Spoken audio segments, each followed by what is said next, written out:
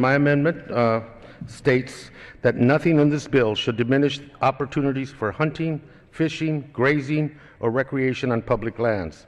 H.R. 4402 would elevate the interest of the mining industry above all others.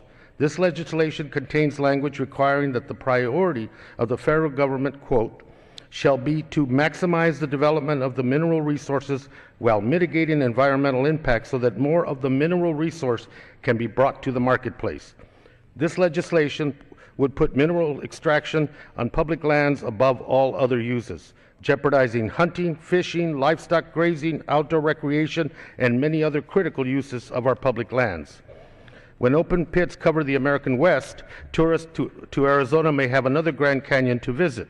This time, instead of marveling at the geologic forces that over the course of millions of years shaped one of nature's most awe-inspiring sights, they will be forced to ponder the chains of man-made chasms left behind by unaccountable mining companies. My amendment will make sure that other important uses are not pushed aside, that all Americans continue to have access to their public lands. In fact, earlier this week, the Department of Interior issued a report on the agency's economic contributions to the nation. Many of these contributions come from uses other than mining. In 2011, over 435 million recreational visits to Interior managed lands. This activity contributed $48.7 billion in economic activity and supported approximately 403,000 jobs nationwide, including 14,000 jobs in my home state of Arizona.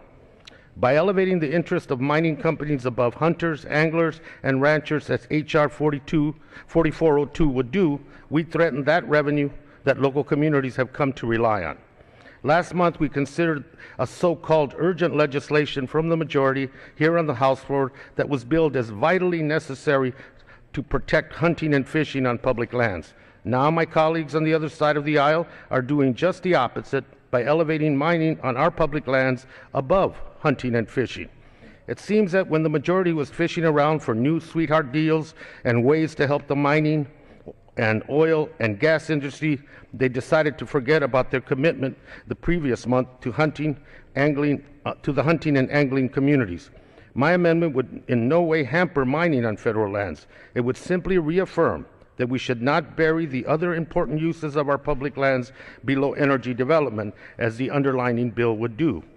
Our public lands belong to the American people and have many important uses. We should not undermine the ability of the American people to hunt and fish on public lands by destroying the current law.